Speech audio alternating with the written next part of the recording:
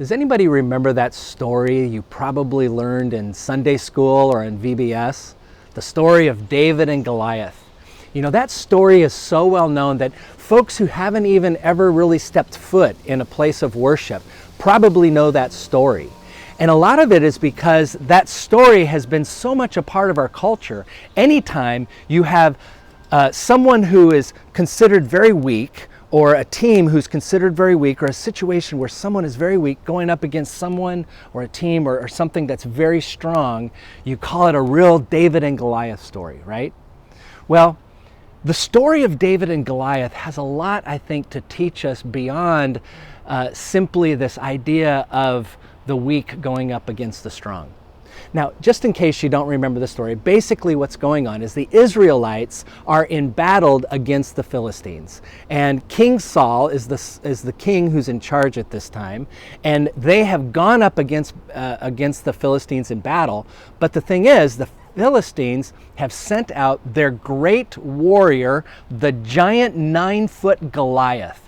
And Goliath comes out and he begins to taunt the Israelites, and he challenges one of them to be brave enough to go up against him in battle. And the winner will take all.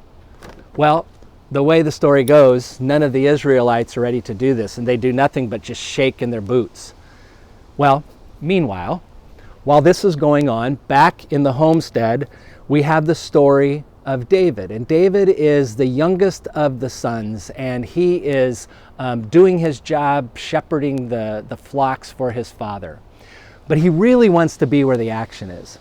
So he goes to his father and he says, "Can I go up to the front?" And his father finally relents and lets him go with supplies. And so David goes and carries these supplies up to supply the Israelite army and his brothers.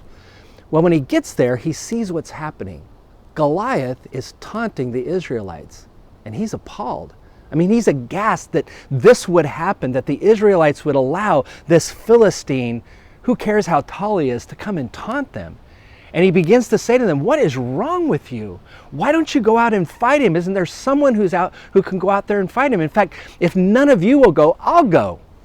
Well, this, of course, makes his brothers angry, right? Because it makes them look silly, and you know, they try to take him aside and they chastise him, and he says, "Look, if God is on our side, nobody can defeat us."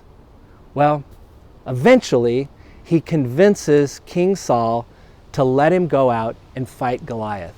Now that probably took a lot of convincing, but he does. And you know the end of the story. He goes out, he fights Goliath, and he kills him, and they are victorious.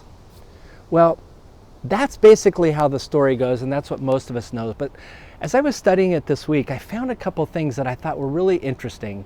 They're not really hidden, but maybe we don't always focus on this part of the story. You see, what happens when David finally convinces Saul that he can go up against the giant Goliath because God is on his side? Saul finally says, "Okay, that's fine, but here, put on my armor." And so David puts on this armor. And the armor is so big and so heavy that David says, "I can't move in this. I can't do this in your armor. I've got to go on my own." And so then the story says, rather than taking all those weapons of war, he goes and he gets 5 stones, and he takes his slingshot, his sling, and he goes out, and with the sling and the 5 stone, dressed as a shepherd, he goes out and he fights Goliath. So now here's the thing about this story. It's true that when we face real difficult situations, God is on our side and we can do anything with God. But you know what's really interesting about this?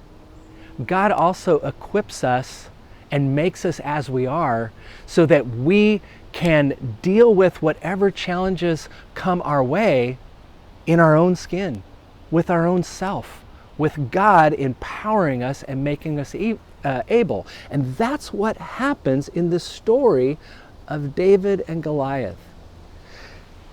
David stays within himself, and he's able to have this victory within himself because God has made him able to do that.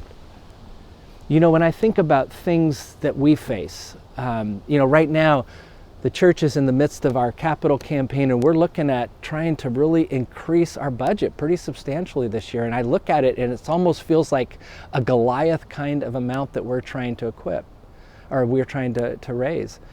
But the thing is, God has equipped us to do this. God has given us what we need. And as long as we stay within ourselves, stay faithful within ourselves, and knowing that God is going to be with us, we can do anything.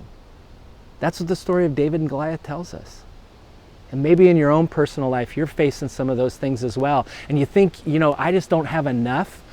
I need to get something else in order to be able to do this. And that's not what the story of David and Goliath says.